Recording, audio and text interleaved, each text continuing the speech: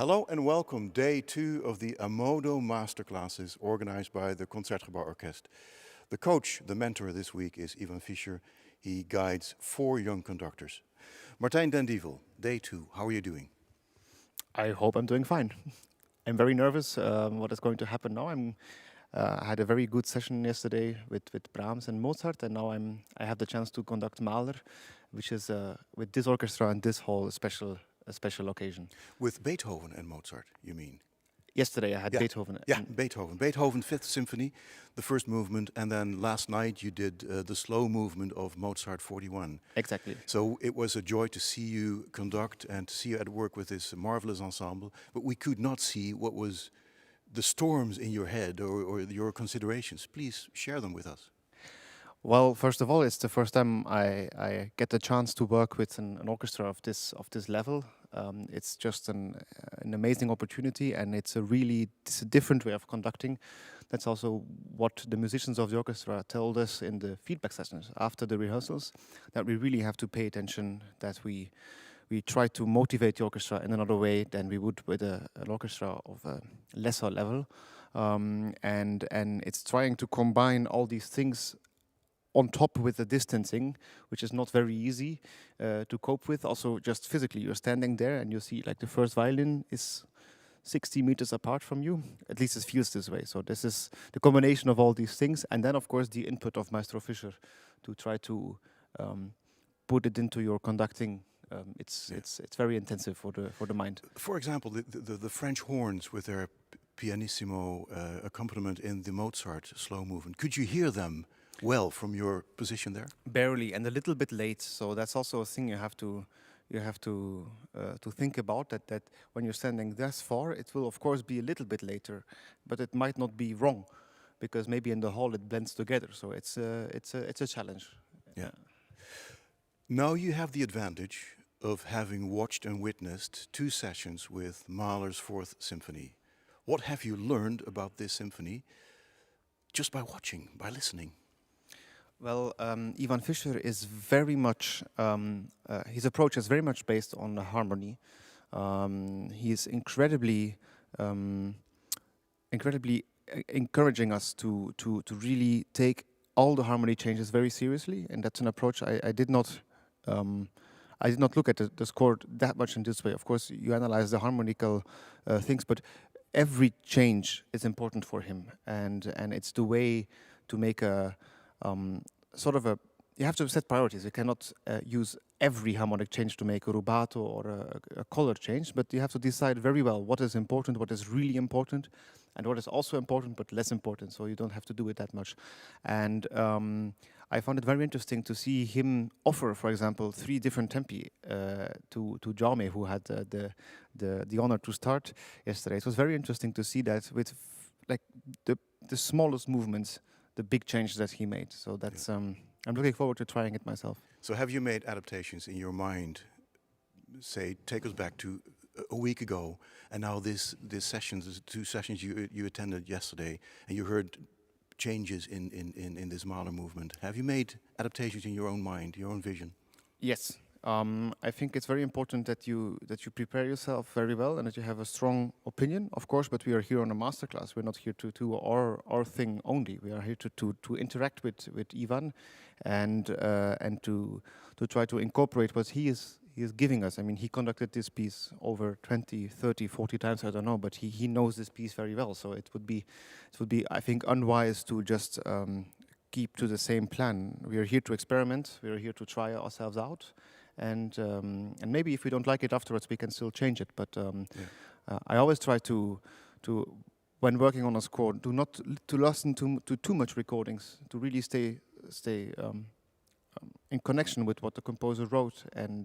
But of course, every time you hear something, you pick up small things of everybody, every conductor, small details, small articulations, small bowings, for example, and I always try to incorporate everything I see as much as possible. I had a little chat with Iván Fischer yesterday. We'll post it on Facebook today. And he talked about the 3 sections in the orchestra, the string players, the wind players, and the percussion. You have to approach them differently, according to their own even the physics, the physical approach of their instruments. Give the French horn time to breathe and inhale and so on. But you have the advantage of having studied violin, cello, string players, recorder, wind instrument, Yep. and you are a percussionist. Yep. So there you go. Well, very, very early, I wanted to be a conductor, and I went to several conductors to ask them what would be a good strategy, because I was still very young and I had a lot of options open. Too young to start conducting, but I asked them what is the good way of preparing for a conducting career. And you were 11 years old, I read. That's when I first got the idea of that's what I might want to do later. And how come it entered your mind? Well, my mother is a violinist and a pianist, and I always accompanied her to the concerts and rehearsals. So I saw a lot of orchestral music and conductors very early on. And this famous key moment where it made the spark, it was kind of a concert in Bruges, where I saw the first cello concerto of Shostakovich. And when the first timpani entrance came and the movement, that the conductor made a very small movement, but this had such an impact that I was like almost flashed about what is happening there. That was the moment where I loved the piece, the Shostakovich as well. And that's when this kind of interest started growing for me. And then I asked conductors what is a good thing to do. And they said, keep practicing your instruments as much as you can. And if you can, start a wind instrument as well. And I was, of course, already in the music school with the cello and the percussion. And to have a third instrument is not so easy, because the wind classes, they're full. Flute and oboe, the classes, they don't have place anymore. But for the recorder class, there was still place left. So I could play the recorder as well. And yeah, then you learn how to breathe. You learn how to phrase, because a lot of things that I took from these lessons were especially the phrasing in the Baroque and actually also classical music, the way of phrasing. It's a thing that you get when you play cembalo, for example. But as a violinist or a cellist, not necessarily. You get in touch with this historic interpretations and this historic way of playing, and that was a very great thing that I loved about playing recorder. Yeah. It was striking that Iván Fischer, he touches his body, and it's about breathing. He touches his lungs when he points to the French horns. It's all about. It's very physical. Absolutely. Yeah. What are your dreams and ambitions? Well, big dreams, of course, are making a wonderful career. With eventually, hopefully, standing in front of this class of orchestras, but I'm not in a hurry. I try to be as conscious as possible about what I'm doing, not pushing the limits too early, because I think it's very easy to do some things too early and to burn yourself up, and then you make mistakes at places where you cannot make mistakes, and that's, I think, very important to feel where it's still appropriate to maybe make mistakes and to learn. And of course, there were a lot of smaller orchestras that are very, very friendly and very happy in building up conductors as well and growing, letting you grow. Yeah. So that's the plan. And I'm very, for me, it's very important that we always think as an artist, what is our role in society? And we keep attached to politics. It's very important, I think, to always say how important culture is, how important our work is, not only in the society, but also financially. A lot of people don't know that how much money we are generating, actually. They always think, subsidies, and it's a loss of money. They just give money to our hobbies, and there are several scientific studies, economical studies that show that this money is going back, and it's bringing back more money than they actually invested. So I think this is very important, especially as a conductor, when you are chief conductor somewhere, that you get in touch with the local politics, that you're a part of the town you live in. This is things that I find very important. So here is a conductor and a missionary. I think the conductor should be a missionary. I think the times are over when it's just the maestro coming, conducting, and going back to the hotel and the airplane. I don't have the ambition to travel for 40 weeks a year, not being at home, not being able to really develop something with an orchestra. And I think, especially with the corona crisis that we have now, it won't be possible as well. The traveling, there will be some major changes that are going to happen. It's going to be more local more concentrated, and I think it might be That is a good thing. actually a good thing. Yeah. That, Martijn, stay healthy, stay safe, and enjoy Mahler in a moment. I will. Thank you so much. Thank you.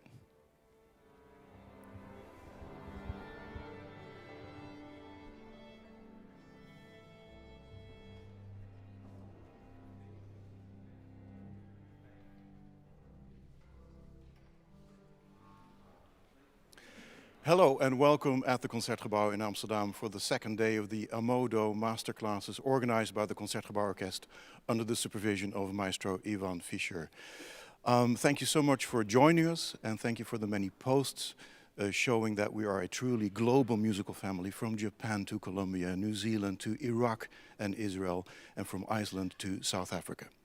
We start out with the biggest musical forces of today, Mahler's Fourth Symphony, and then we downsize with Brahms' Fourth Symphony, Beethoven's Fifth, and ending with Mozart's 41. It has everything to do with the COVID-19 protocol, so that musicians can leave the stage, but they don't have to enter the stage during the rehearsal. Martijn Dendievel, young Belgian conductor, will lead us in Mahler's Fourth Symphony, the third movement.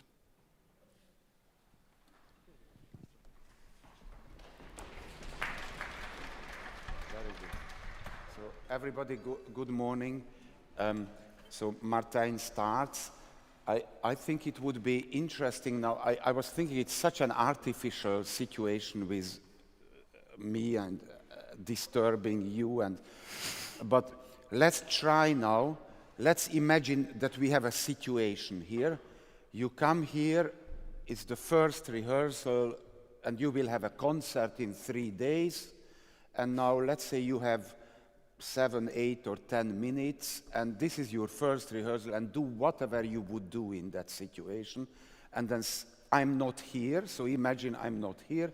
You are alone with the orchestra, and later I help you with what I experience. But this is, let's say, a Monday morning in a week, and you say good morning, and then let's see what you do in the first few minutes. Goedemorgen allemaal. Let's start with Mahler, please. Third movement.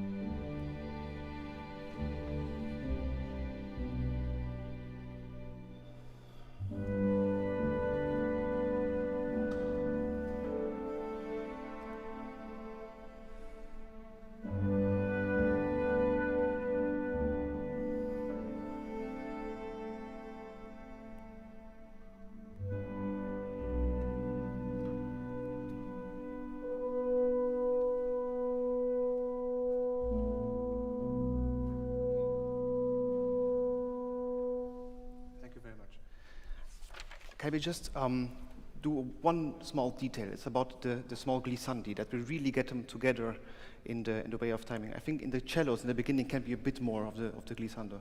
I try to show you exactly when, and then really take your time to do it. I will then wait for you, so we really get a nice connection there.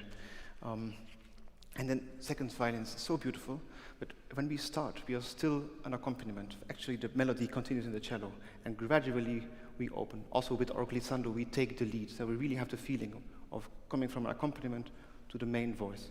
Can we start once more? Maybe bar 16 is good. That's just where you, 4 bars before, it's bar 13. Bar 13, it's 4 bars before the second violin's entrance. It's bar 13, the C sharp.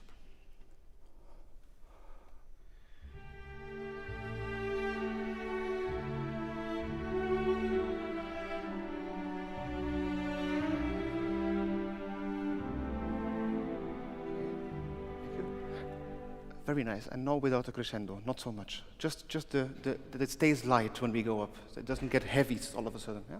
Once more, please.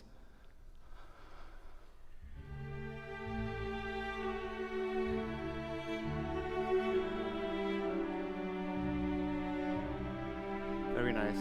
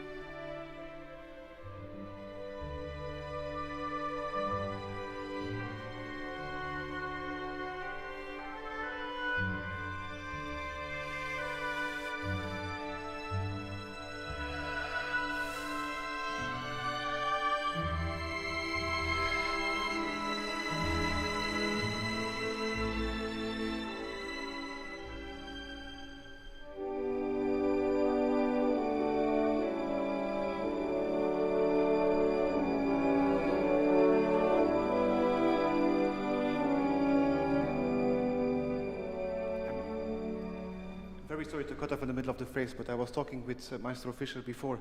It's interesting that he writes crescendo only for the first horn and for the bassoons. Can we try that? We really don't make crescendo, so it's just like this one color popping out, only the first horn and the bassoons, and also the third and fourth horn. We just stay in the same beautiful sound. Can we start directly there? That's bar 31. It's the 1, 2, 3, 4, 7th after figure 1, please. 7th bar after figure 1. Very dark horn sound, like the bassoons.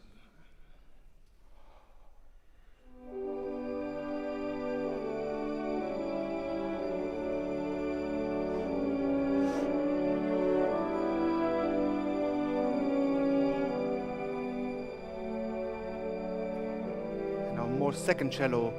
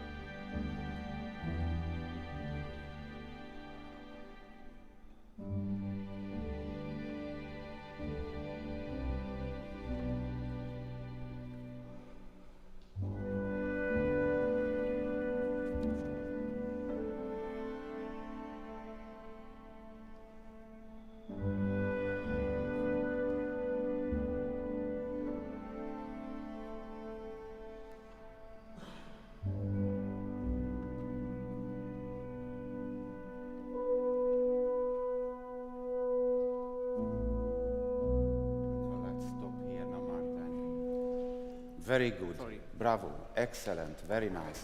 Now, let's like if it would be a video and we would reward it to the beginning. How did it go for you, these few minutes? The very first beginning? No, just these 6-7 minutes we had. What do you think? I think it went quite well. Yes, I very managed well. to have a connection. Yeah. You're happy. Okay. I tell you, there are a few very good things. Your eyes are open, you can convey the music very well, and it's just a few things which may help you. You have to imagine a little bit what the musicians have in mind when they first meet you. You see, these are people, musicians, who actually know the work probably quite well. They don't know you. When you come in and you say good morning, their first idea is, who is this guy? What is he like? This is what they think. And then you do something, and then in 2 minutes they will make a judgment. Good conductor, bad conductor, you know. It's just, this has to be very clear. Well, a few minutes, I think. You have a few minutes chance. Now, what did you do in the beginning? Now, I tried to show you a little bit. Just go a little bit there. You said, good morning, let's start the movement. And then you actually waited a long time, like you focus your energy. And I had a feeling you are in a concert, not in a rehearsal. Because in the rehearsal, people want to know what kind of tempo we will have, what, you know, basic things. When you started, it wasn't very clear how fast, but the most important thing the bass players would like to know is this, what is going to be the tempo of this piece? Very important information. So I think, let's now start the piece. The first thing to do is say good morning, so we'll start this movement. They watch, I can see their eyes, and I give them clearly the information of 1. This is it.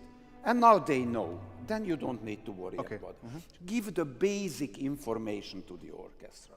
Then the next thing was, you went through about 3-4 minutes, you know. Beautiful, it was beautiful. I loved it. I mean, people played extremely beautifully. Then you stopped, and instead of saying, wow, this sounds great, you didn't express anything enthusiastic. You just said, there are a few small things I want to fix. But actually, I think you liked it. I loved it. Express it. Yes. You know, when you are here, you had 3-4 minutes with the orchestra, and they play so beautifully. I say, just all they need is that you acknowledge. You say, okay, you interrupt, say, this is really beautiful. Thank you. Sounds great. There is one small thing I want to ask, but this first part of the sentence was missing. You understand? I understand, absolutely. Okay. Then then you say, there is one small thing, and then you said, one small thing, detail I want to ask, and you said 2. But that's all right, it's not a big problem. But then you said the cellos should be more, didn't you? Because you thought they were a little too introvert. Is that all right? Yes. And then you had the second idea about the second violin something, but you completely forgot the cellos and you didn't play it. Okay. So let's imagine, for example, I'm in your position. I go back in your film. You know, we go back with a time machine now. I am you. Just show you how I would do it. So now I interrupted the orchestra. We played 3 minutes. I say, wow, wonderful, great, beautiful sound. I really love it. I want to ask the cellos to give a little more in the beginning. Shall we try? And go. Because when you ask something, you have to try. Then you let's start the beginning, please. And you say, now how much more should they give? Even more, even a little, give a little more. Yes, this is it. So, you know, you have to go, how much the dosage. You said cellos can be a little more. Okay, and the second violin, then it's not solved. Now, let's try to do the same. We go from where you stopped. Now we get the oboe melody. And you have again 3-4 minutes. You just work, you can interrupt, say anything, rehearsal situation. The trick is imagine the mind of the musicians. Yes. Put yourself with empathy into their minds. Okay, thank you. Number 2, please.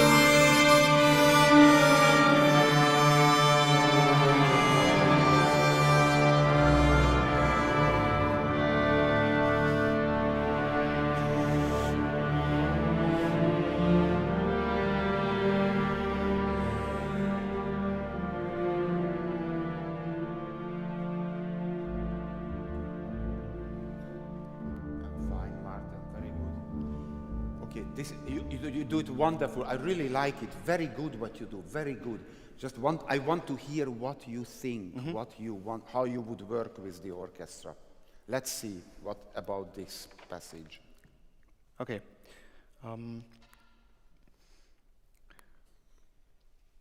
I liked it very much. Thank you so much.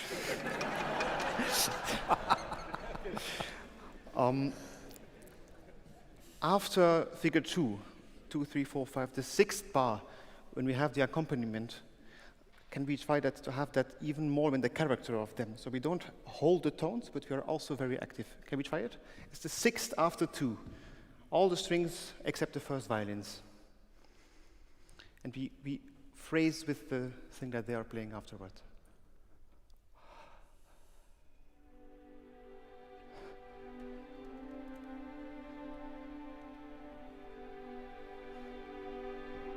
Yes, wunderbar.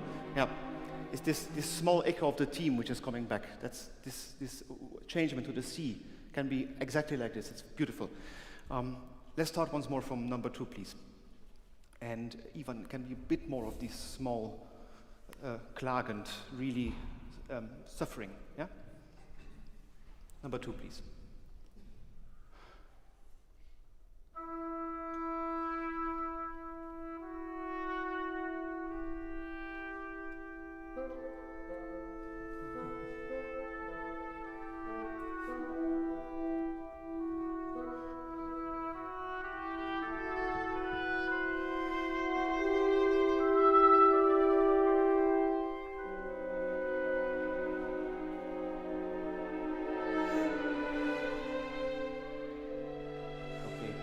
Right.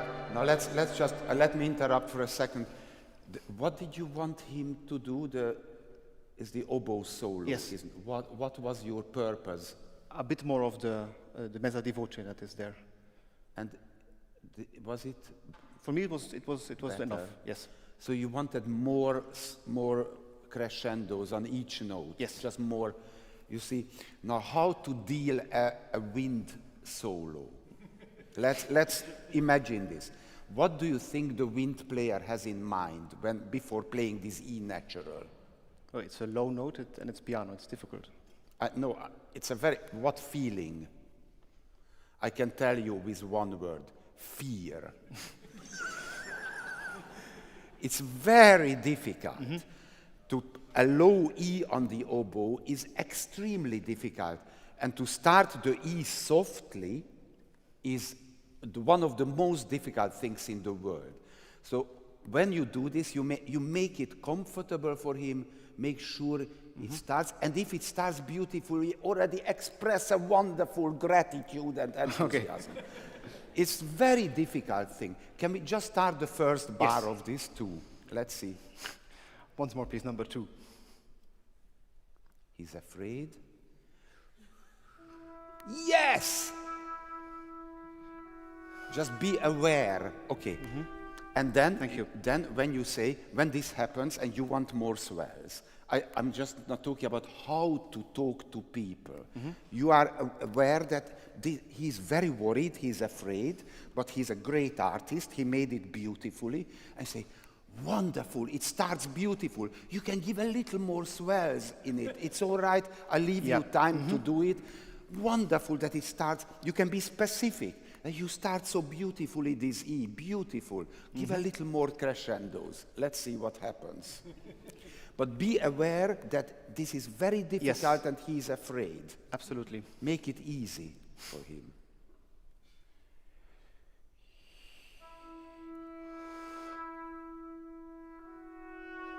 Yes, express somehow your face should say happy, happy, happy. For me, it's difficult because the music is so sad, and you look. No, but this is a rehearsal. Yes, you know? You're right. And thank you. And at this moment, you just want. The most important thing is get the orchestra out of fear. Is the most important thing of a rehearsal. Yes, absolutely. Shall I try once more? Yes, just start it. Let's see.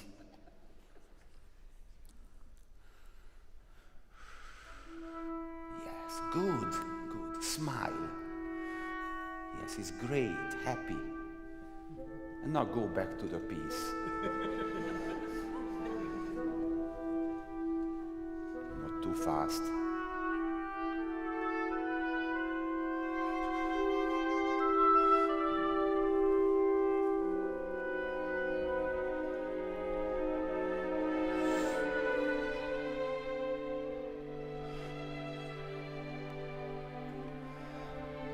Okay, thank you, Martijn. Now, I don't want to repeat it now. One more thing. What we are working now is how to behave in a rehearsal situation. You should be a little more aware of what is difficult and not rehearse the parts which are easy, but which are difficult, not for you, but for the musicians. Because it gives them a second chance to practice the difficult passage. So don't always just be aware. There were a few things which went wrong, a very few, but you should notice them and give them a chance to do it once more. Yes. And don't do anything which is not necessary. I mean, don't let them play. Shall I point out a few things which went, please?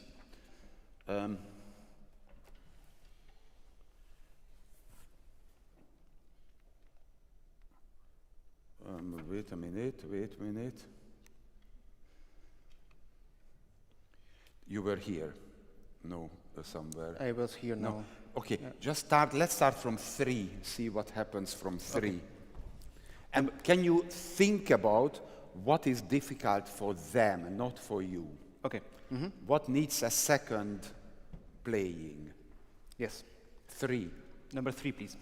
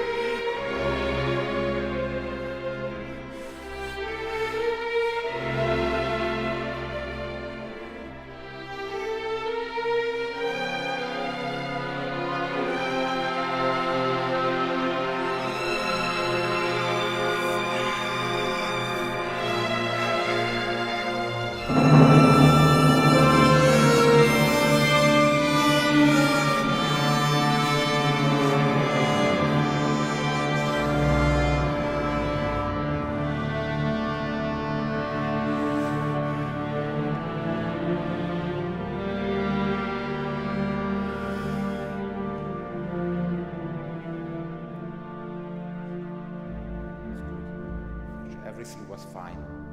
I continue? Can continue. Everything was okay now.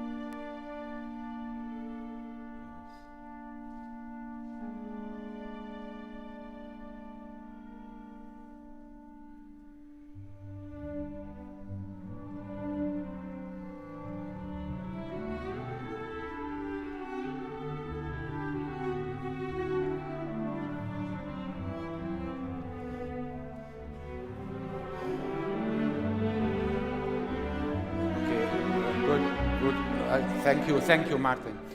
Thank you. I mean, you're very good, really. I listened very carefully. It's a lot of things great.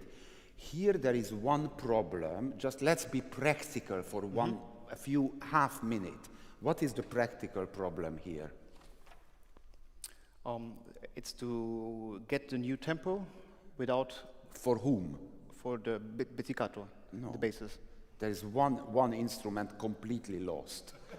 I mean, in the feeling of tempo. The clarinets. Yeah. Yes. Why? Because the distance, far away, you know, it's very difficult. Always put yourself in the mind. Imagine you play the clarinet, you play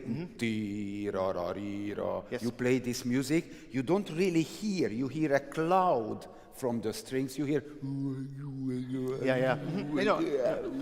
You have no idea of the sound. And his eyes are like a periscope, you know, like what does the conductor beat? Okay. I mean, you have to help the clarinet. That's all now. Let's see how you can do it. Okay. It's 4, isn't 4? Thank you. Maybe better to start 2 before 4. Yes. Yeah? 2 bars before 4, please. Thank you.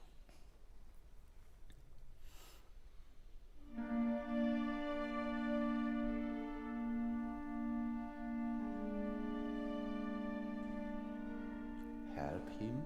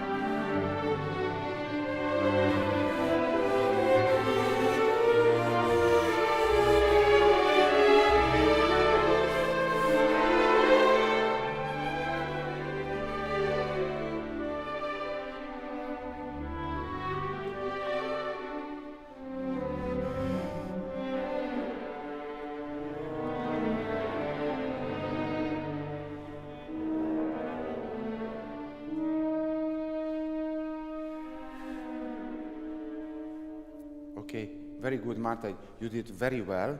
I just want to give you a little, can I come here for a second? This is difficult, you did everything wonderful.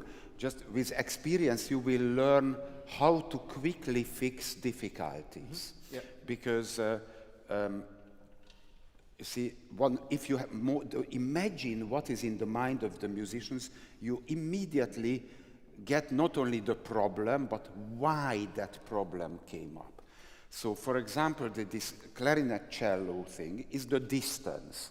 So I think it's good to just tell the cello group that please be aware, never go in before the clarinet. Just that always hear the clarinet. They can hear the clarinetist cannot hear the cello. You should be aware of this, or just a cloudy version of it. Now let's see how it works. It's immediately, let's start 4. Is it 4? Yeah. So just be aware of the clarinet. That's the only line you have to say, and then go.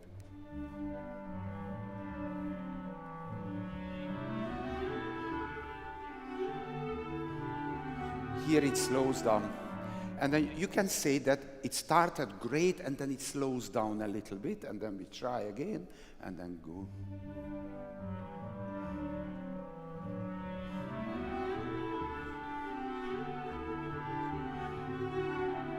And then you solved. Okay, and the next thing you can say to the orchestra, this is difficult because we will get gradually faster. Please be aware of the moments where we go. So never wait for each other in the next minute of the symphony. Go, 4, and then we play and go. Zoom. It flies.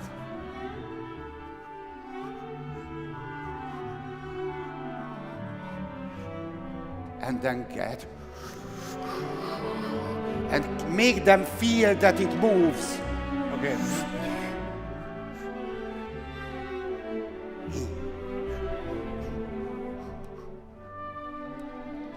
Just make them light, aware that it moves. Yes.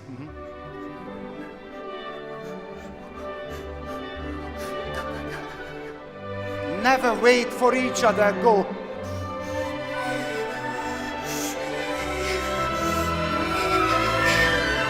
Now, here the horn will come in a minute.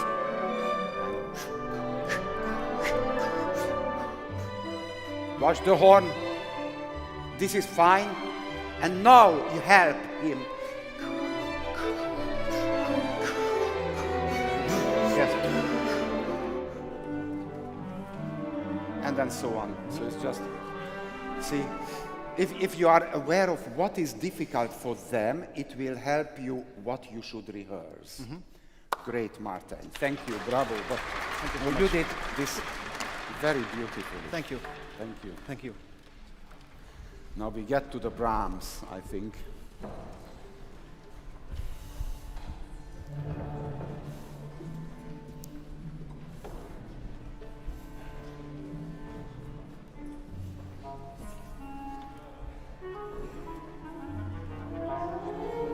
don't know which conductor comes.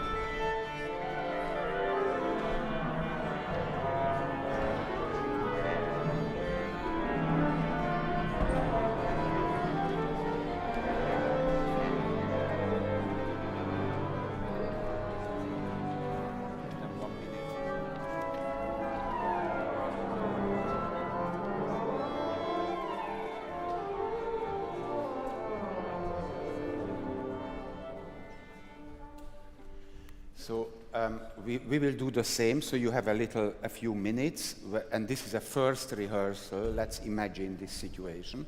Not a concert, it's a first rehearsal. It's good if you say something or be aware that people want to know, who are you? This is, and then it's good if you give us some information about you. Good morning. Yes, that's already great. Let's start with Brahms, please.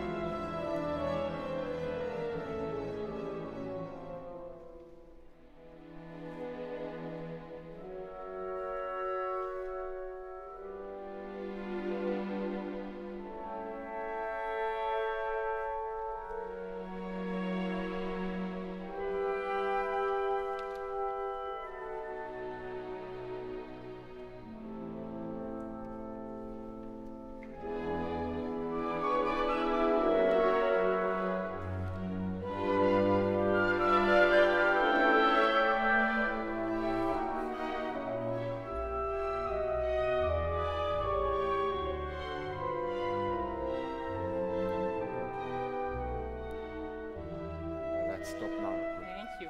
Just do Thank you something. very much. I liked it very much. And yeah, I especially like the great connection we had now in the end. Let's do it once more from the beginning with a very noble character.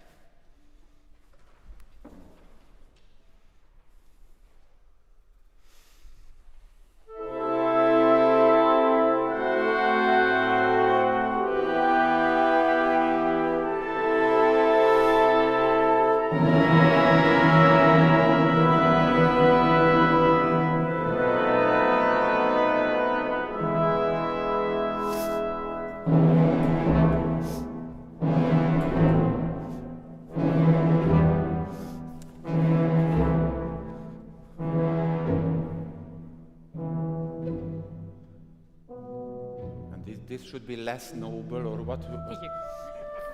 Yes. Yeah, but then Yes. somehow make it clear. Yes. good, Okay. good. Yes. So let's go on at bar number 9, and so every variation should have its own character, but I would like us to always remain with a theme, which means we can have a little bit more violin one in the beginning, and then viola in the 8 before A. First viola. Thank you. Yeah. That we always, the theme is always somewhere, so let's keep it in mind with the 8-bar phrasing. Bar number 9, sorry.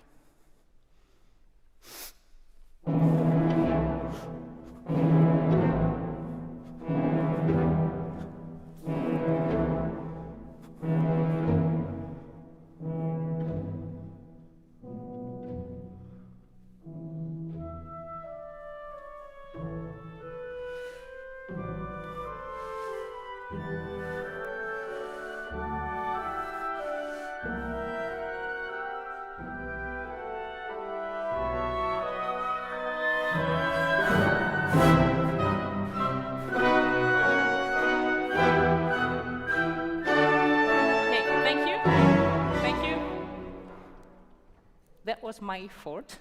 May we try again from 3 before A and get to a little bit more joyful at A. 3 before A, please.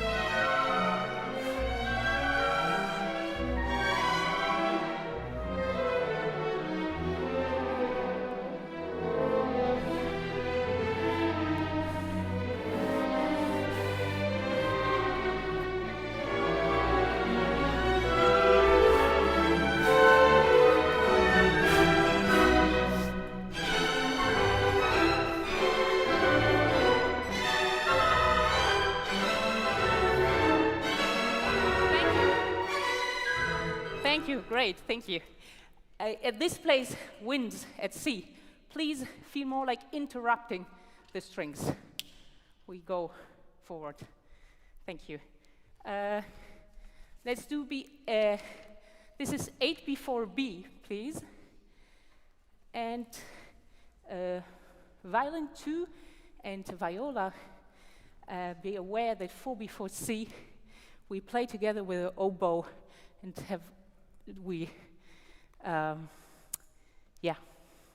do a crescendo in total. A crescendo every bar 4 before C. You will see that. This is 8 before C, please. 8 before C. I'm sorry, I was 8 before C.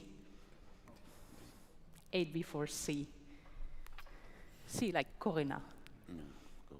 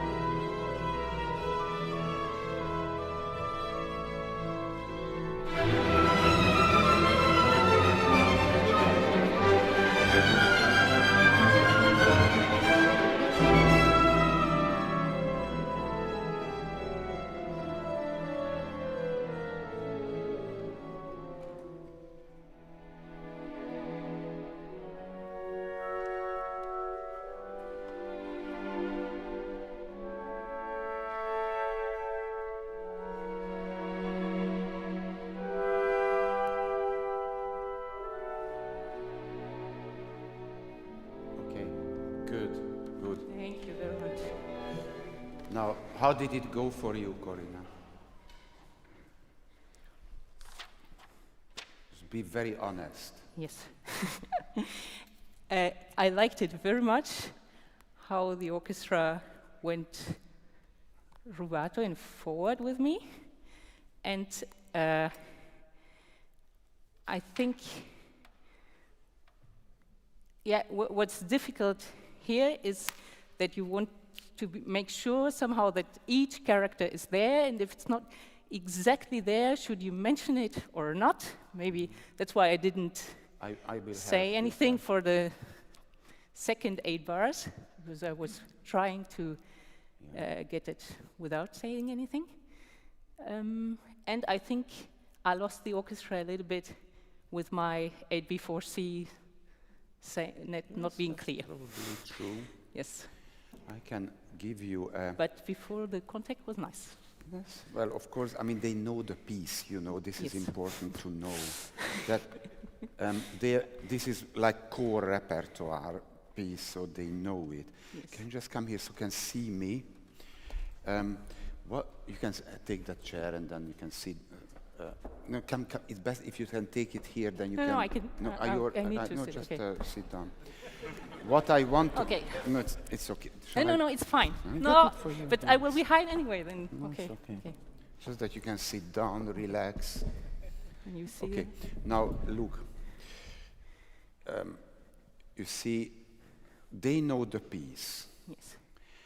They are interested. Here is a new conductor. What will the new conductor do with the Fourth Symphony of Brahms? This is basically the interest. And the most important thing is not so much even what you say or what you show, but which direction you lead the orchestra. You see, an orchestra is 100 people, or now a little less, but a lot of people. One of them is a little more passionate type of personality. The other one is a cooler, rational one. The next person is very moderate. The other person gets easily angry. There are all kinds of personalities here, and your job is to make it one personality. You are the guardian of unity. You have to create the personality, how everybody will play. Now, this can go in different directions. So, for example, I imagine now 3, 4 different conductors, and I will play the first minute of how we... Let's say a conductor comes in who says, please, everybody, let's make this piece very passionate, please, because it has to be so colorful, and I want each variation different, one of them extremely calm, the other one like outburst of anger. So let's make it very different. Good, let's try. Okay, here we go, first one.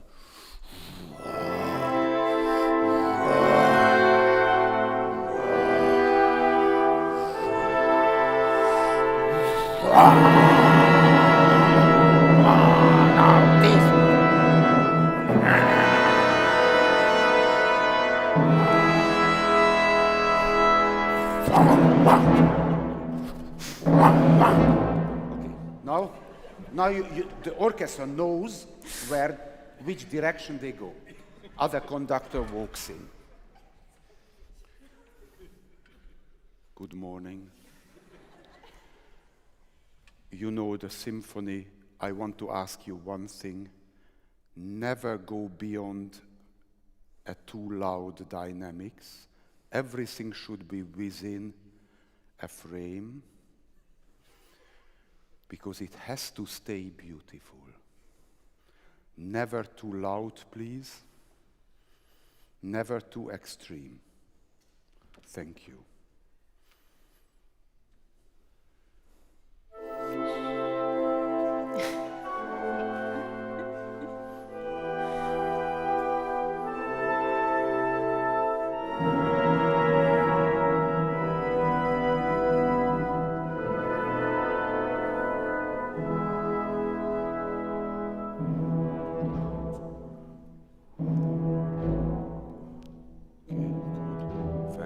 Very good, and then so on. See, the orchestra knows where they are. Next conductor comes in, okay? So, maybe, lovely to see you. Just please make sure it's everything in tune. I'm very sensitive about tuning, I just make sure everything just needs to be in tune. Just make sure, please, the pitch, just please. Okay, let's start.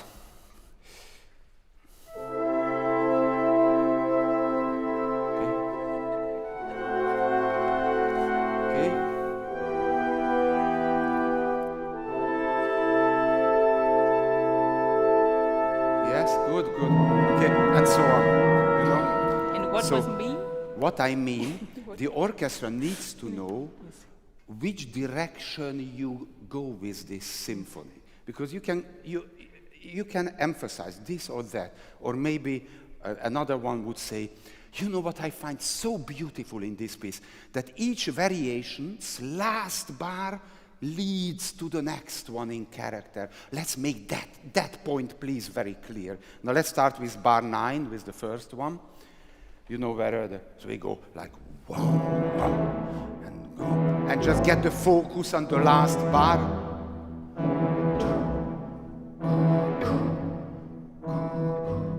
And now.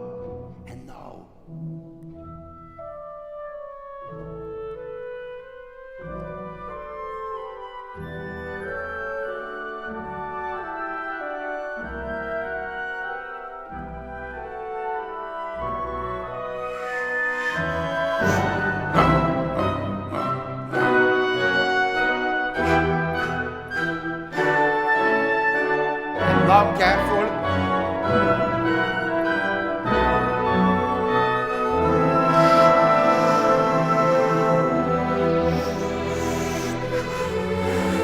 And so on.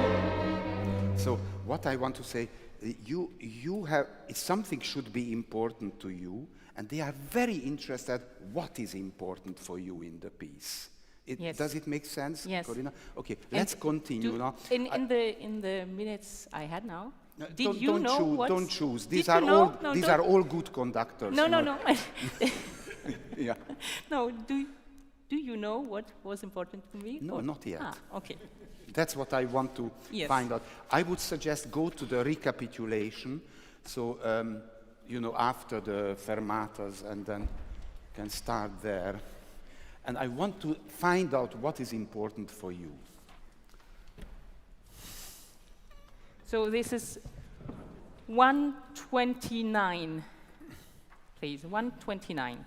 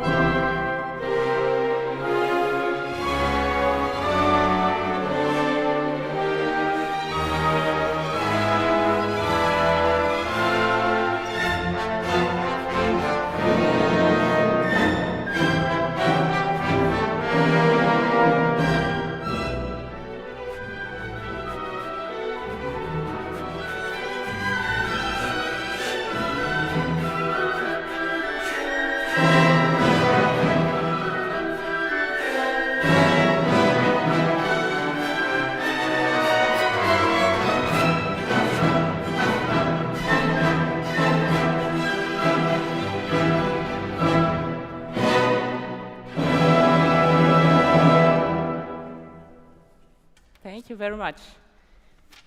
And now? Yes, okay. Yeah, it was a...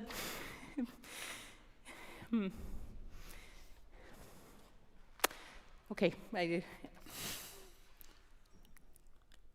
I would like that not only each variation is different from another, but that we have even more character differences within a variation. This concerns mainly the phrasing.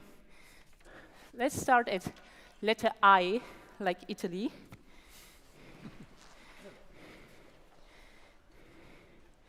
And we have very often phrases of 2 plus 2 plus 4. And I would like us to link this more, these, especially the 4 last ones. Let's do letter I, please.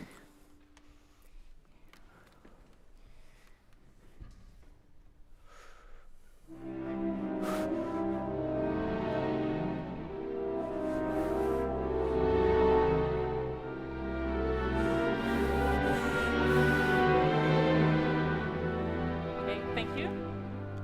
I was too swimmy. Once more. Not good. Yeah, okay. Let's try again.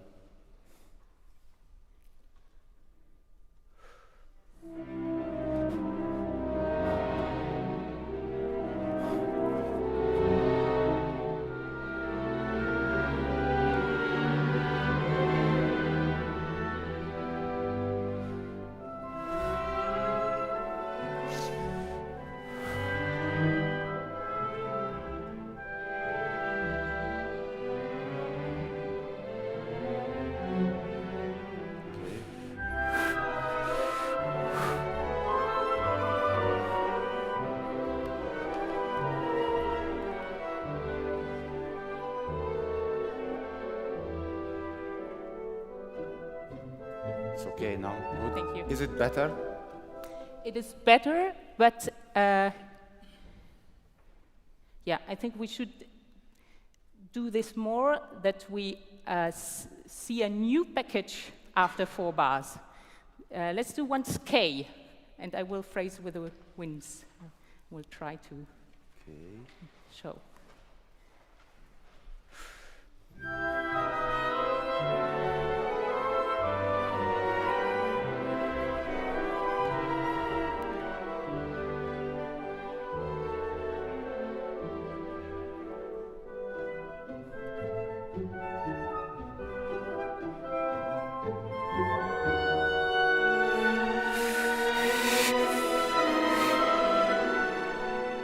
Thank you.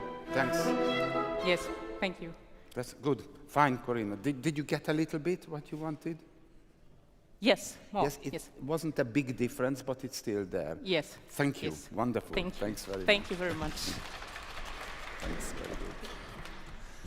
Now we get to Beethoven. There's a fantasy problem.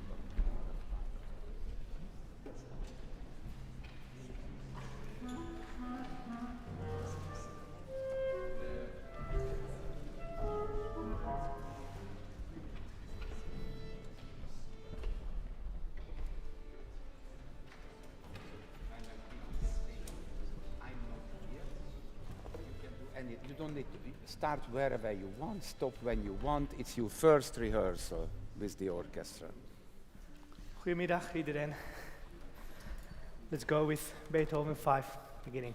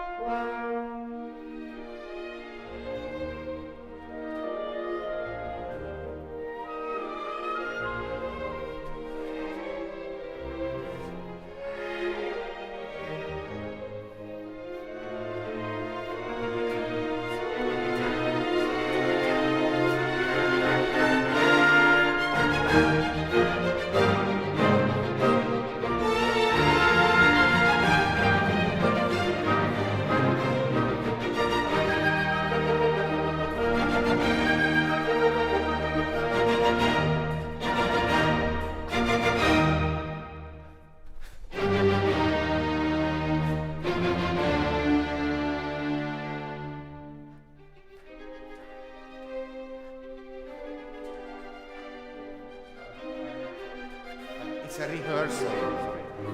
So, you know, because it's a rehearsal,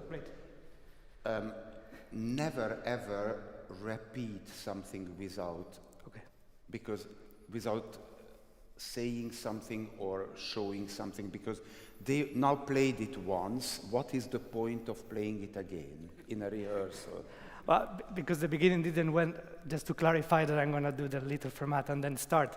Yes, I thought it was yes, maybe but a good that's idea. already clear now. Okay. And now why should 100 people play this again? Definitely not. I mean, Great. just do something. This is a rehearsal. Great, fantastic. So it's clear now that I would like to do this little fermata and wait before the entrance of the second violins every time.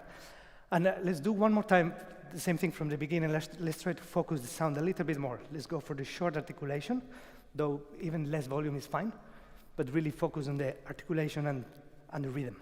One more time, please.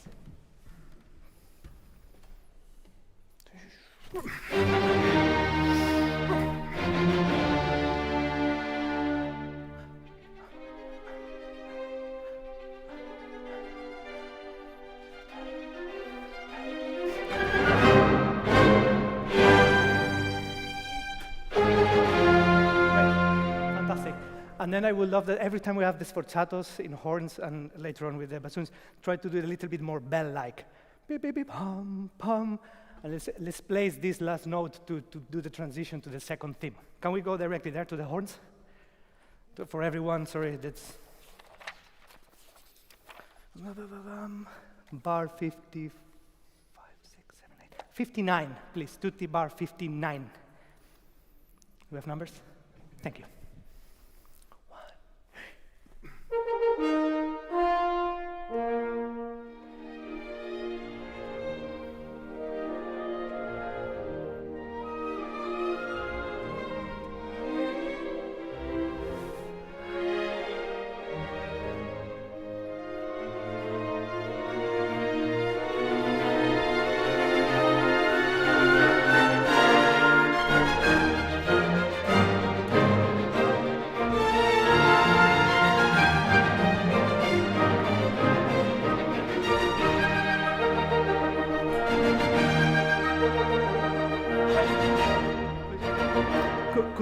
Could we keep in this line with the winds even a little bit more direction? A little, I wouldn't say rushing, but really, really helping us to go forward. Fantastic. Can we do it one more time, and so that this second theme really doesn't change the tempo? This is now my problem. Let's do it one last time. Same thing, 59.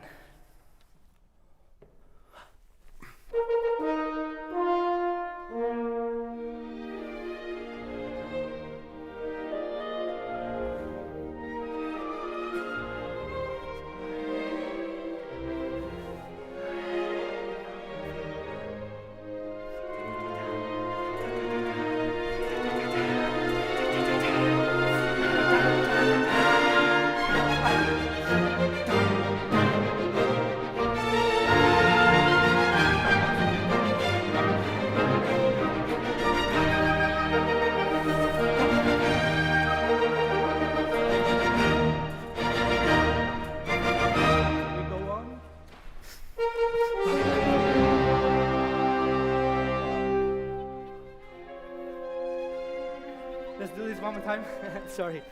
So let's do after the repeat. Thank you very much for what we did before. It's really working very well. Thank you. Great.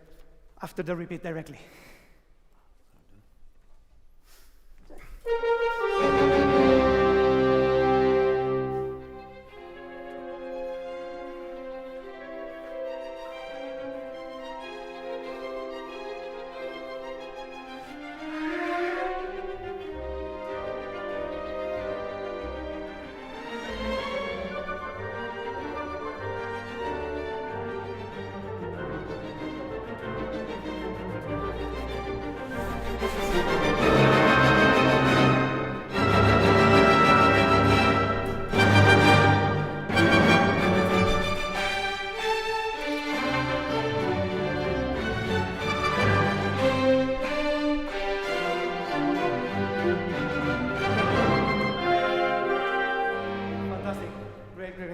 Can we also exaggerate this bell thing for hours forzato with violin? Putting the sound a little bit away, not for cello afterwards. We should a little bit more muscle-like. Do you mind if we do this second time, one more time after the repeat? Actually, no, let's go letter B, please. Letter B, that was fine. It sounds amazing. Letter B. 1.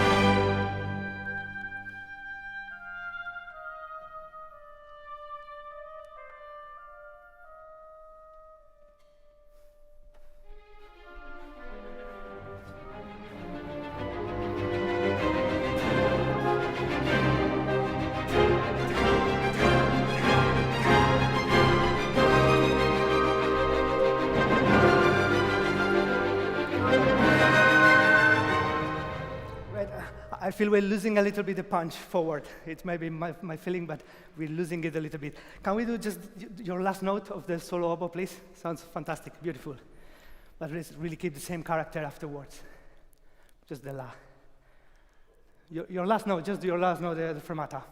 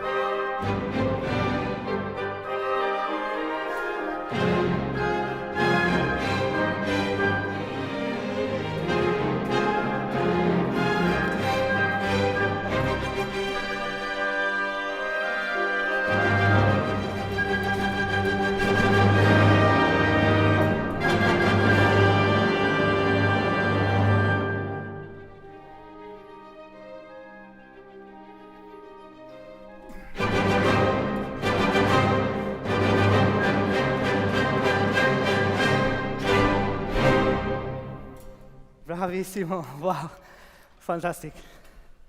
Sounds great. Bravo. What can I say? Let's try one more time. I just think we can still do a little bit better this last transition to the real pianissimo with the upbeat of the bassoons.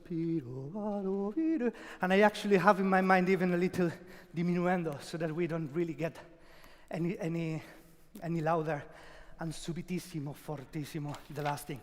Can we do then from... Okay, now, may I interrupt now? It's very, very good, very clear, very good. I come here a little. I'm sorry, it's just...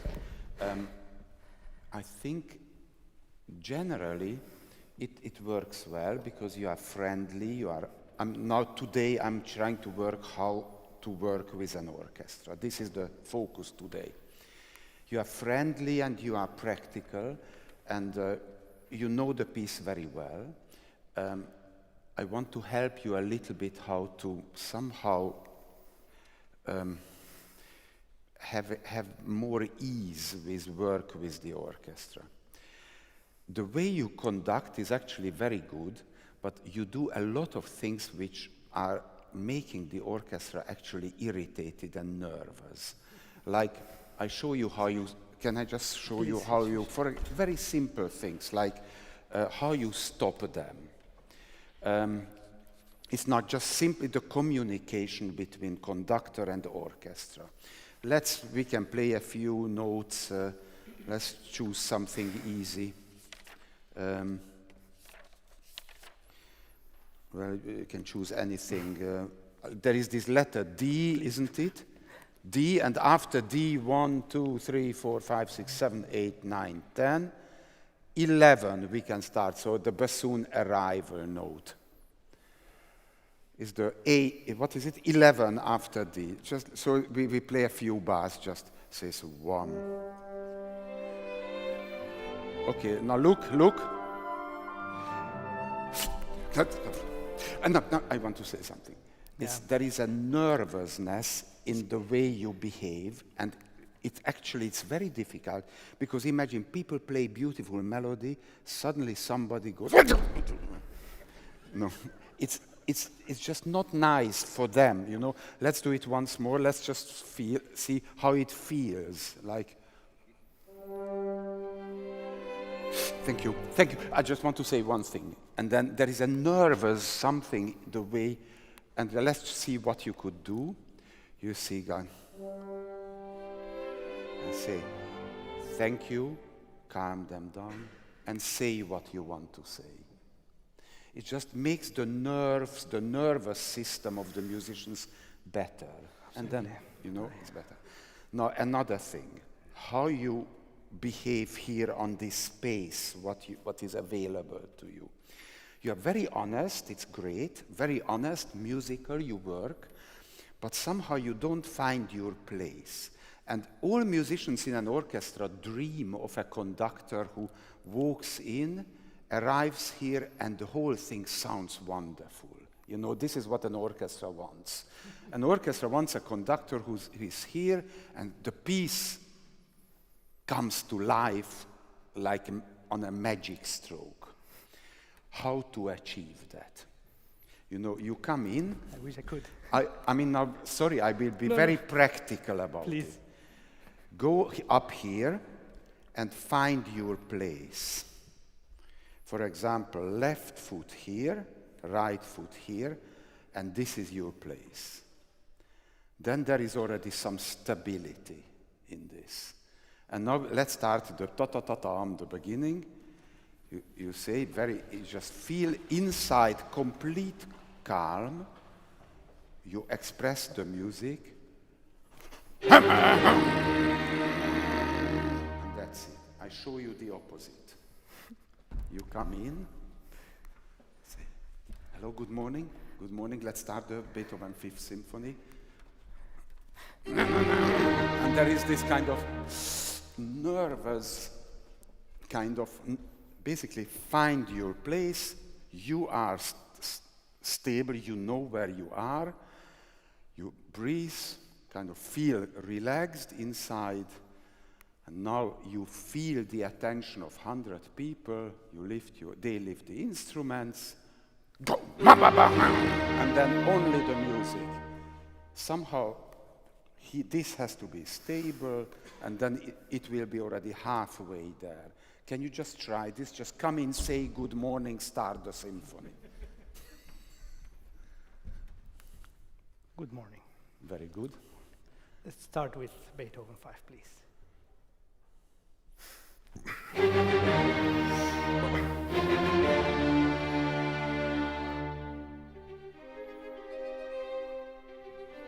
It's better, better, better, better. Thank you very much. You know, somehow your balance goes over to the nerves of the musicians, and their balance will be, you know, you actually radiate an inner harmony. And by radiating this inner harmony, they will play better. Absolutely. So actually, you should be honest and alive.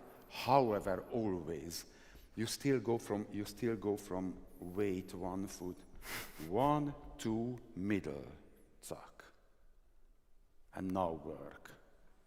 Try it. Let's try. Do you mind we do it one more time? Thank you.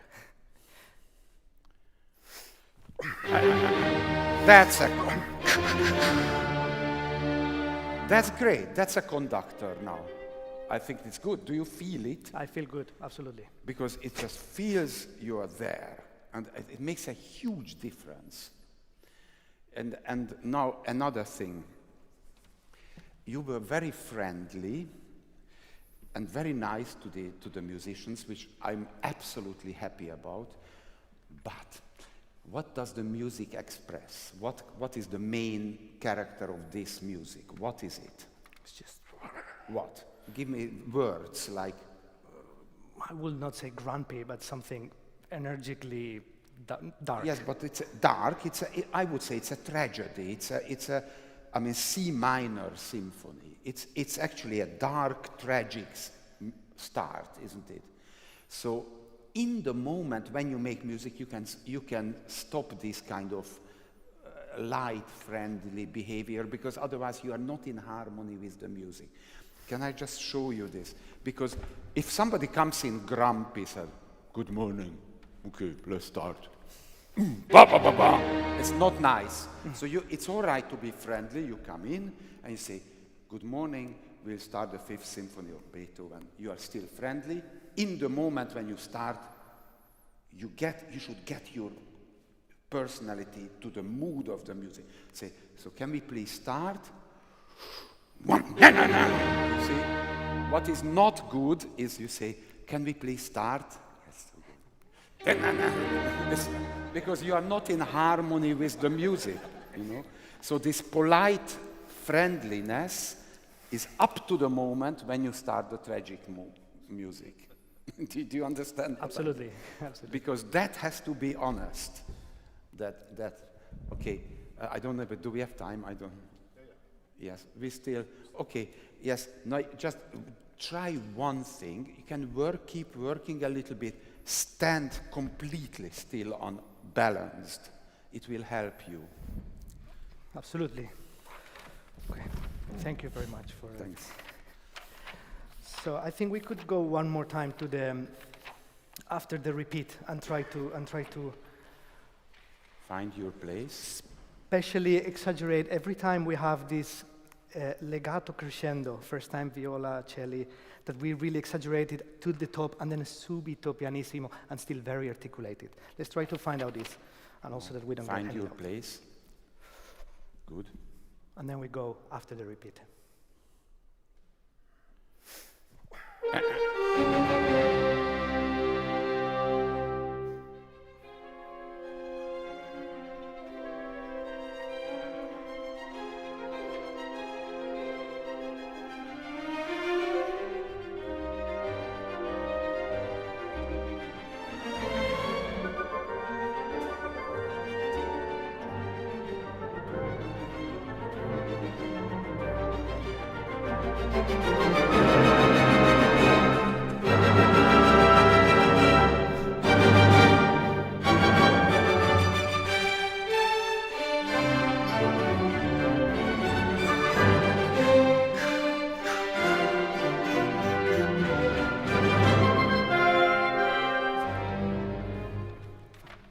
better?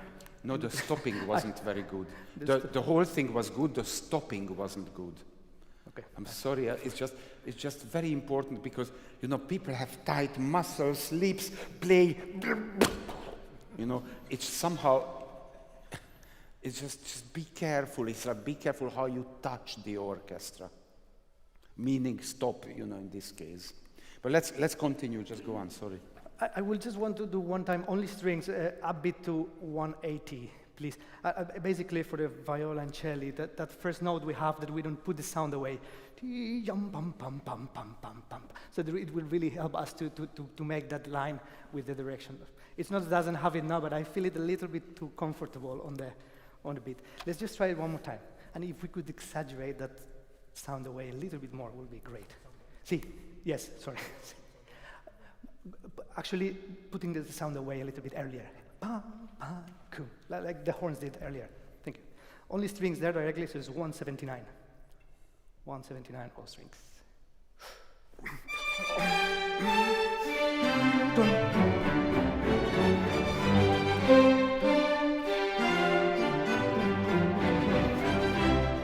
Great.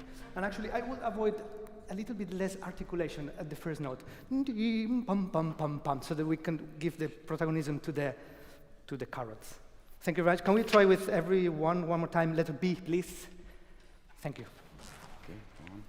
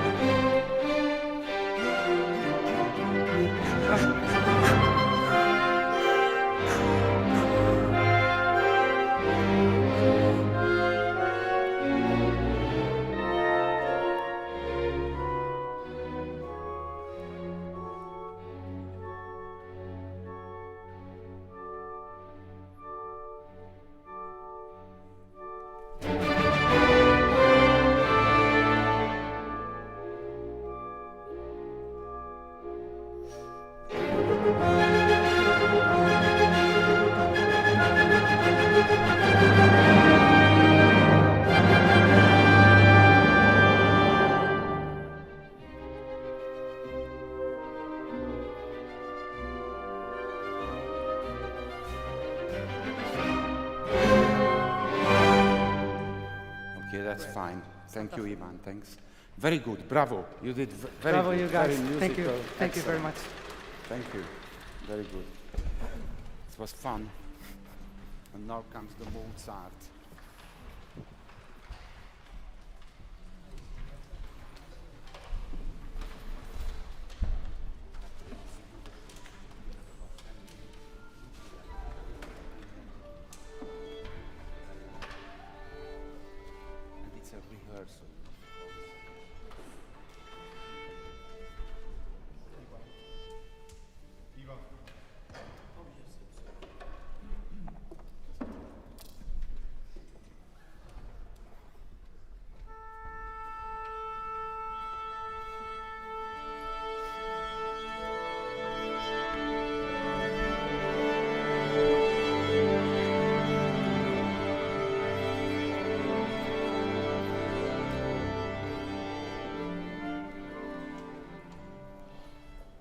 Good morning. We do Mozart's second movement.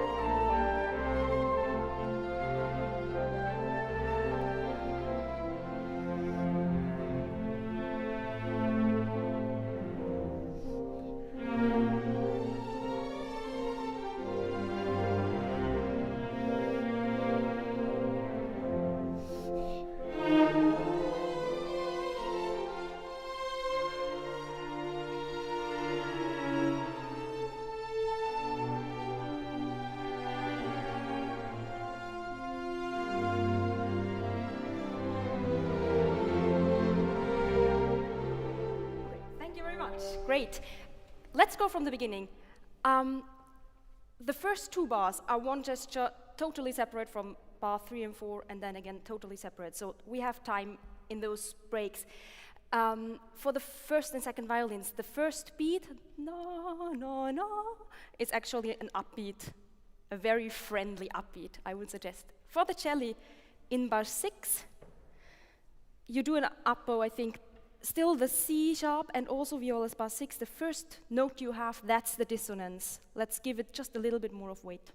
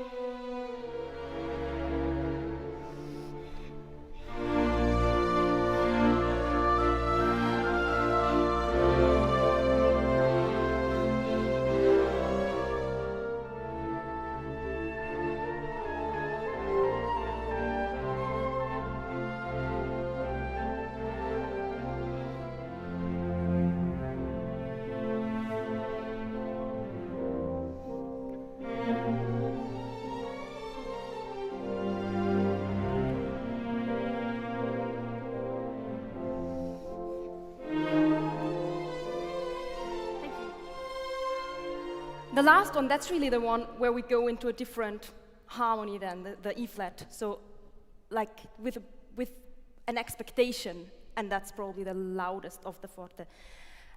Can you maybe use a little more bow, like more bow in a sort of, not flautando, but in this direction, just, yes, exactly there, yes, that would be great. So we are, I could use just a bit more bassoon and horn in 11. Let's go from 11, please.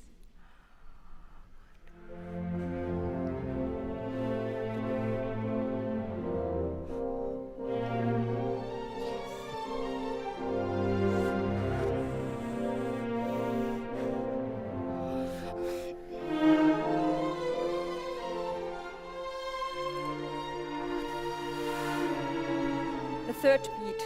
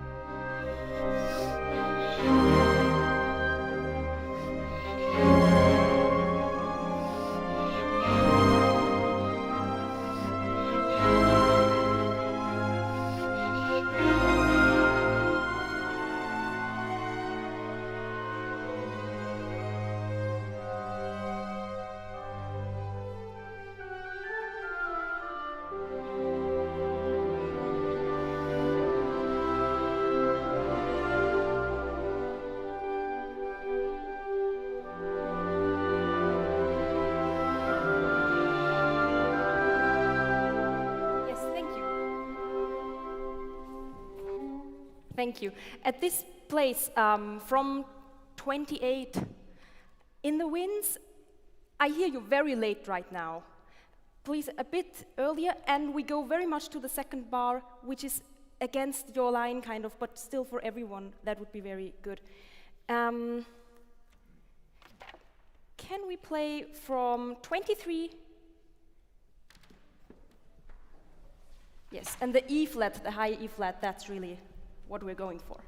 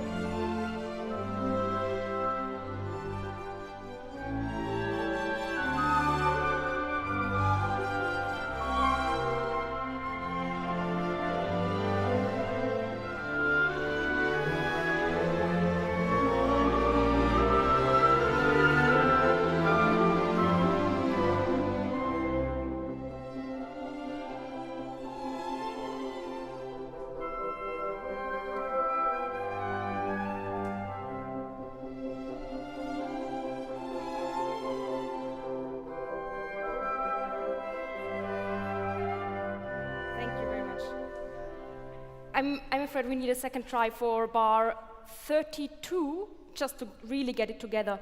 Bassoons, you are really important in 32, and mainly we need a legato, where not every single note is important, but really the chromaticism that goes down. Almost scherzando. Yes, a little shorter. 32.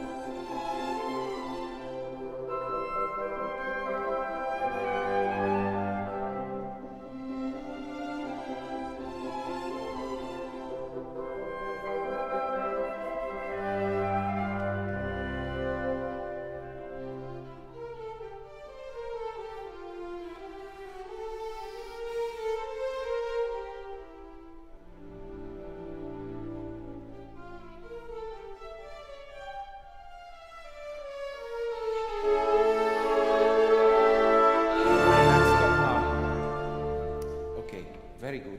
So it's actually going very well, I think, because you have a very good personality how you rehearse, and actually it makes people feel generally good, and they make music. So there is no problem. There's just one small thing you can improve, which is how many things you ask, and why you ask these details. You can ask any musician anything, and they will do it, but it's more interesting to ask somebody which radiates to the whole symphony. So you can ask, here, give me a little more F sharp, the G should be a little longer. You can say 5 little.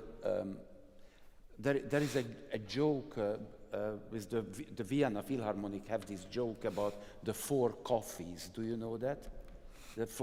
I don't know if anybody knows. It's like the waiter comes to the table and one says, "Can I please have a macchiato, but not too much milk in it, just a little less than usual. Okay, and I would like a very strong espresso." Is nothing strong espresso. Third one says that, "Well, give me a long, like a real American, put a tiny bit milk in it." Third one says, "I want a real Wiener melange."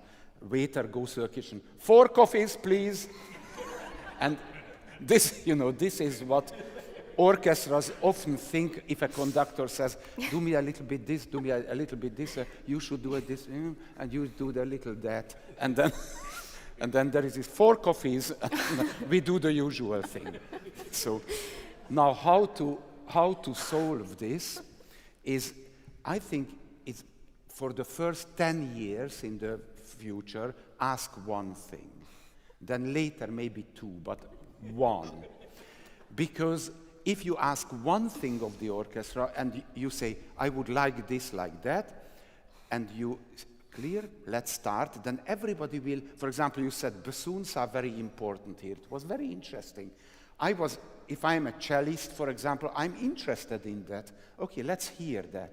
But then you turn to the violin and say, and also I want this, and people lose attention. Yep.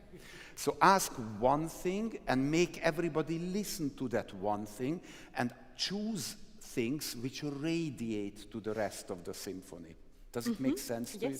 Let's try that. Should I go on? Yes, you can go on. The second part of the... Yes, maybe 2 bars before the double bar. Yes, good. This is bar 43. And then before you ask this thing, make sure you know clearly what you want to ask them, make it clear, and then start.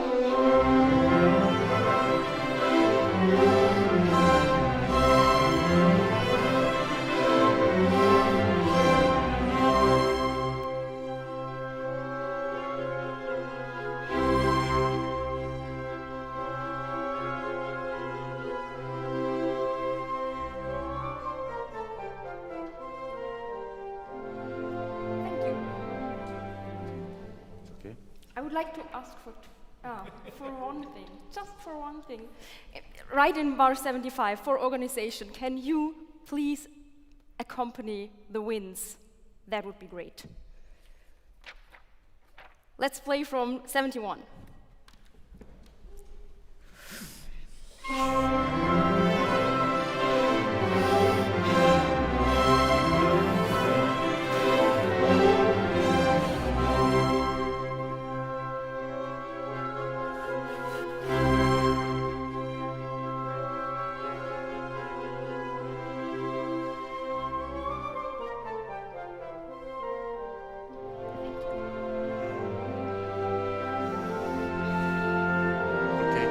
Thank you. See, now the problem was that you said one thing, Yes. but you didn't start from that spot. So most people here have no idea what you were talking about. Yes, I see. So if you want to invite, for example, the double bass players into knowing what the violins should do differently, then it's fine.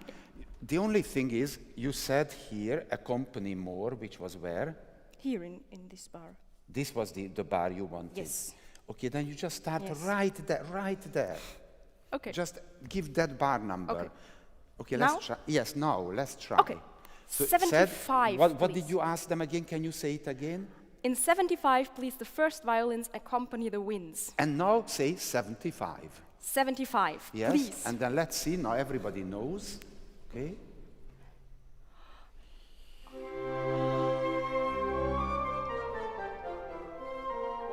Yes, good.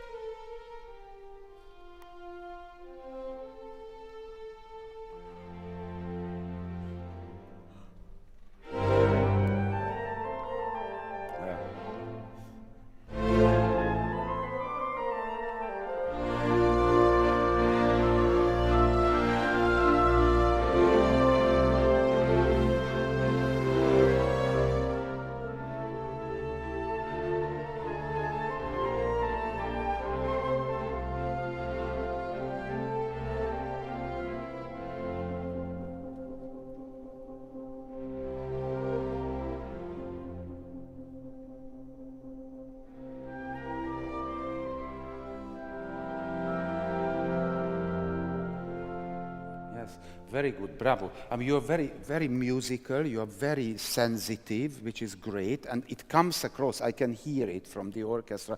Sometimes you make strange musical choices. Like, I want to point out one thing.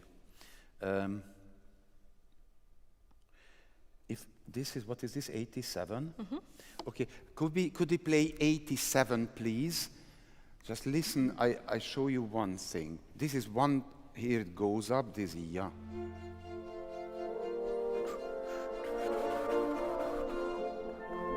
Cadence. And now different cadence comes. It's okay, now. Now!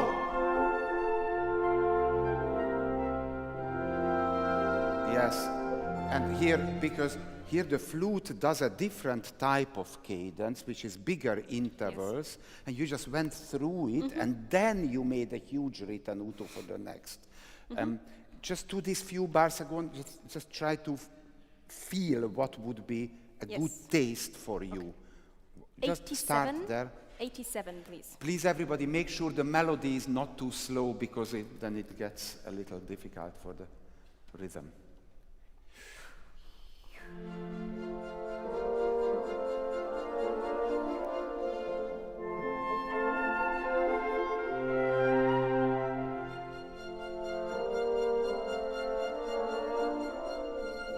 Listen to the flute.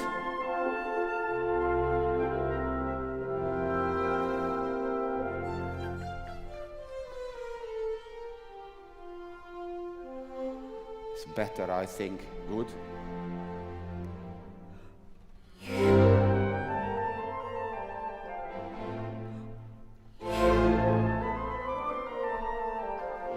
Okay, good. Yes, of course. I just not. Seems very late for me, but maybe I just don't hear it very. No, how do you want it? Do you want a preparation or no preparation? You mean for the next bar? The forte, prepared or not prepared? Almost not. Not okay, let's say not. So could we play, what's it? 93. Let's start 93, please. I show you, don't do anything. 93, 2 versions. Yeah.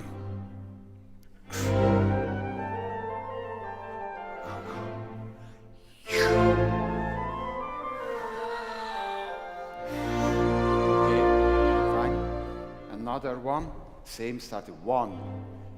Yeah.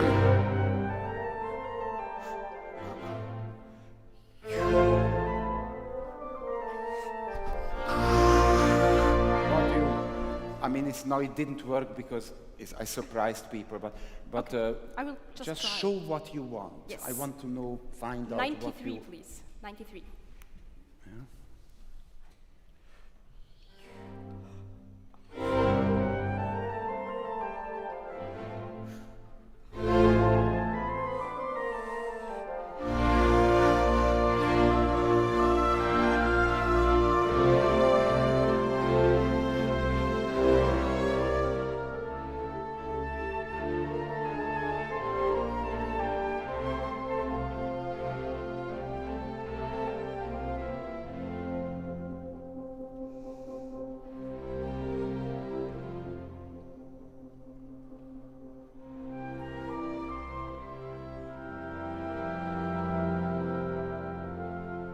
Very good, bravo.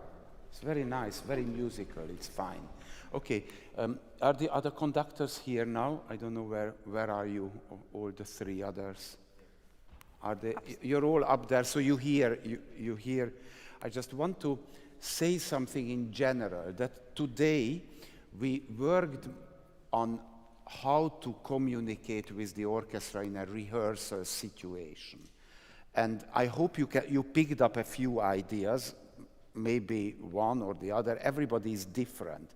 It's very interesting to observe you. Like Katharina, for example, she also moves a lot on the stage, but she has an inner harmony which somehow makes the orchestra very calm. I mean, it's the personality which comes across.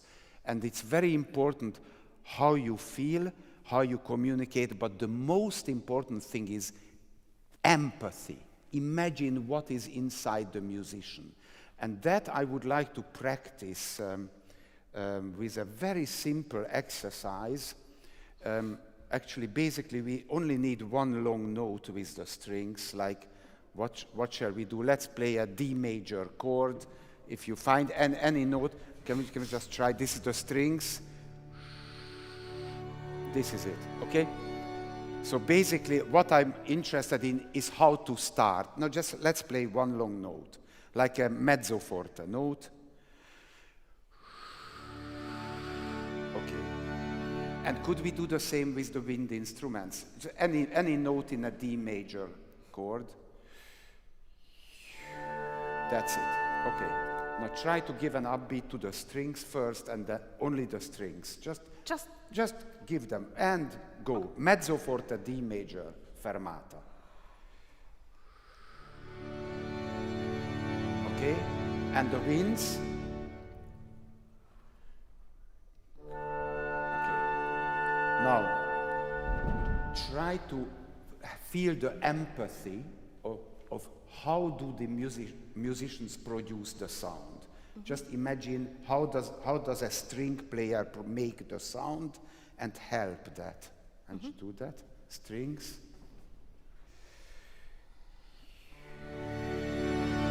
Yes, okay. And the wind.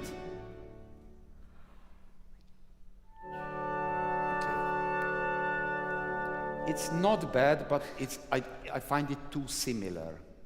The thing is, a string player, here's the violin. Let's see if it's a violin. Here's the bow. There is a lifting of the arm, isn't it? Lift. At a certain point, the string has to be touched. Then the arm goes like this, and then there is the sound. When actually it's, for example, many string quartets, when they play, they don't do it in tempo. I mean, just somebody starts, pim. Can you do it once with me? And now imagine we are chamber music, not an orchestra. This is natural. You basically do the same what they do. Let's do it again, the string. But this wouldn't work with them because what do they do? Imagine lips, tongue, breathing, and do the same with the wind now. Shall I start the wind? Where you do it without can you put your arms away and just start? Yeah, don't move your head up and down. Just imagine that you are an oboe player, for example, and just do it. Start an oboe. No, it doesn't work. It's not so difficult.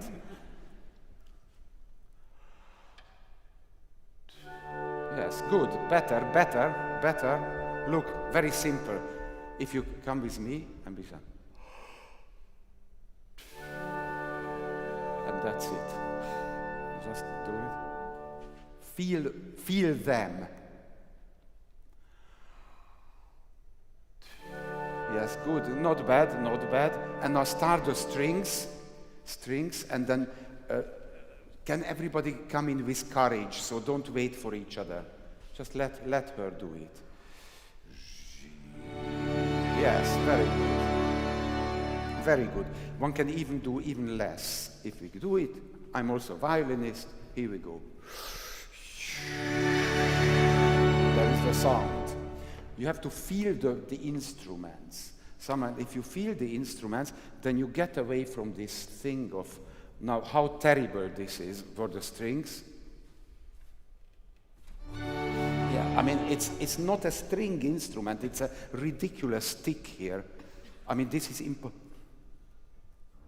it's just it's awful. And whenever you forget this or you're conducting and you think strings, then it's beautiful. So it's actually conducting is feeling the instruments. Now, the difficulty is to have the combination. If we now do it together, let's try. And actually we do the same, but you have both. You have them and try this.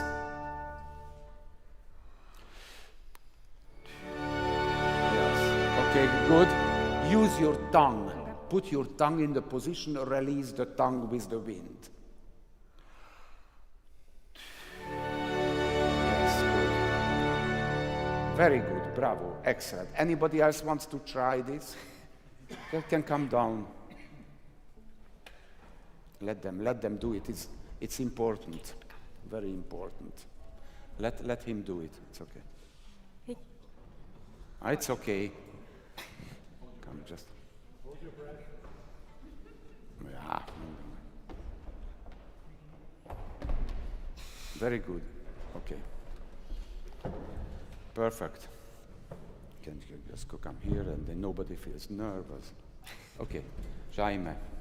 Do strings, winds, and then together. Okay. It's good after a run. Very good. Okay.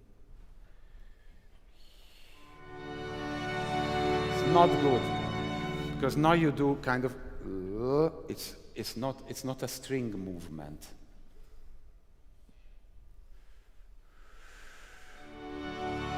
See, hi, Jaume.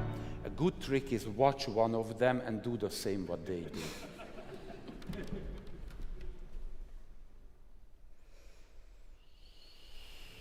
Yes, better. Just watch, and you know, they don't move so huge. It's just do exactly what the wrists do. Yes. Now let's try a forte note with the strings, forte, the same. No.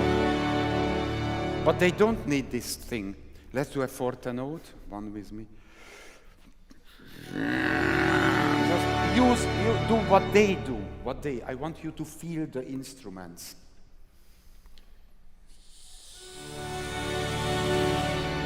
Okay. Now give a mezzo forte wind start.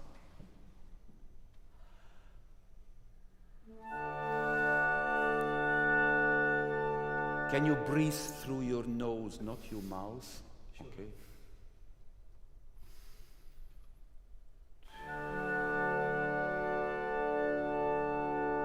And with no hands, no hands.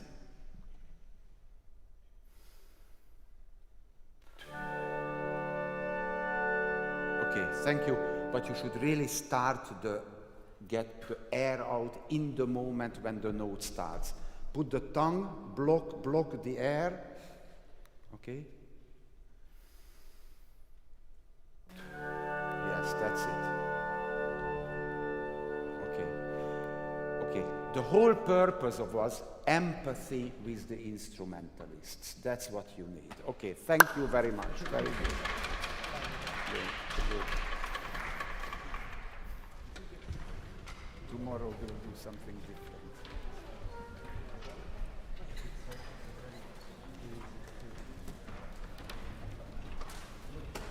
And so we traveled in a short time from Mozart's Final Symphony, number 41, to breathing and empathy and string playing.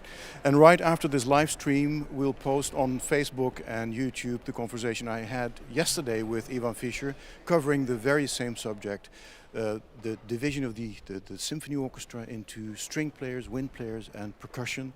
And we talked about the future of the symphony orchestra, and of course we talked about teaching. Check it out right after this live stream.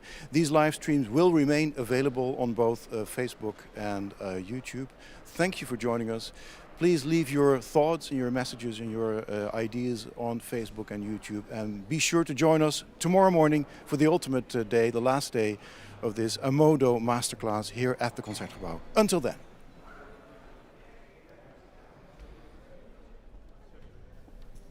Iván Fischer, have you done this before, teaching? Not really. I don't remember a master class. I have assistants. They come to me to go through the projects, then they assist me, help me, and then it's an integrated teaching, what I do with one person, but I never a master class before. It is so fascinating to watch and to see what happens, to get into the inside of the score with these young conductors. What can you teach them in 3-4 sessions? I don't know. I wonder if they can take anything home from this. They will probably just get a few ideas, and it really depends on the student. You know, actually, I don't think teaching is the important thing. Learning is more important. What I mean is that a good student picks up something from various people.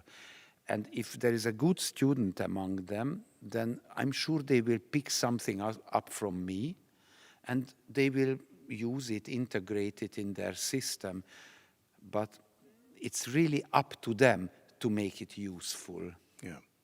I was wondering while watching what's happening during these sessions, maybe it's a naive question, but how do you become a conductor? I mean, I can understand piano, practicing, or oboe, or whatever, percussion. But you need this ensemble in order to become a conductor. But that's impossible for a student. And I think it's very dangerous also, because you see, there are 100 musicians, and if a conductor conducts them who is not a great musician, then it's for the orchestra, it's terrible. It's a terrible thing to follow somebody who has nothing to offer. So one needs absolutely a filtering system to make sure that the good conductors emerge from many people who want to become a conductor. And unfortunately, it doesn't show easily. It's not like when you play the piano, you hit wrong notes, so people see you can't play the piano. With conducting, it's a little more difficult to find out. So one needs an absolute strict filtering system. Otherwise, anybody can stand there and try to conduct, and it wouldn't work. But it's incredible when you move even less. Your gestures are smaller than any of the gestures of the young students. Of course they are, but it is you are with your hands playing the instrument, which is the orchestra. So it takes for them practicing on this huge instrument in order for them to become a conductor. The difficulty is that there are string instruments, wind instruments, and percussion instruments. And the three have different type of sound production. When you have a wind instrument, actually, briefly, I talked about this to one of the young conductors. Then you tighten your lips. You put your tongue in a certain position, and when you release the tongue, then that's the start of the note. So you go, do, and that's how you start. And this needs a different type of speed, anticipation than the string instrument who has a bow in the hand, and the bow goes now on the string with a round movement where the breathing is integrated with the start. It's a very different type of attack. Mm-hmm. And the third one is the percussion instrument, where you go now. When you touch the instrument, that's when it sounds. Now the conductor has to move in a way which helps these three different types of sound productions. And the best thing to do is to have a complete high-level empathy with the musicians and actually imagine how they produce the sound, and with the movement of the conductor help that sound production. And that is a very difficult thing which takes many, many years. It's not simply that you move your hand up or down. What were you as a student? A string player? I was basically a cellist. I graduated as a cellist, but I also learned piano. First I learned violin before the cello, and later I studied a little horn because I wanted to understand the nature of the horn playing, but not really seriously. I only wanted to know what these people are doing. Just for empathy's sake. And I also took singing lessons. Yeah. So I really wanted to, for me it was very important to find out what I conduct. I mean, what type of physical sound production. And it was extremely helpful to me. Who was your most important teacher? Hans Swarovski? Well, you know, officially I went to the school of Hans Swarovski, but his main focus was analyzing the scores, understanding the compositions. Then I went to study with Nicolas Harnoncourt, and for him the main important focus again was that he wanted to demonstrate that music is a communication tool, that composers have a message which we listeners should understand. So these people had two very strong ideas what they were concentrating on. And then I learned a lot from Leonard Bernstein, who was a genius, an unbelievable musical talent, and a very intuitive, natural, but highly intellectual person. I mean, he was an all-round genius. Absolutely, yeah. And composer as well. Yes. That's what you do as well. Yes, because it's somehow one thing. You know, I was actually thinking, it may sound very naive, but if you put a program together, you already compose, because you compose a program. If you write notes yourself, you think in a similar way, like this is now something on the paper, what should come next? And in a concert program, you think in a similar way. Yeah. But in a sense, being aware of the percussionists, the string players, the wind players, and being able to compose music, that helps as well. I think actually all conductors should do all these activities. Yeah. How do you view the future of the symphony orchestra? I mean, you are teaching a new generation. Where are they in 20, 30, 40 years? Is there a future for the symphony orchestra?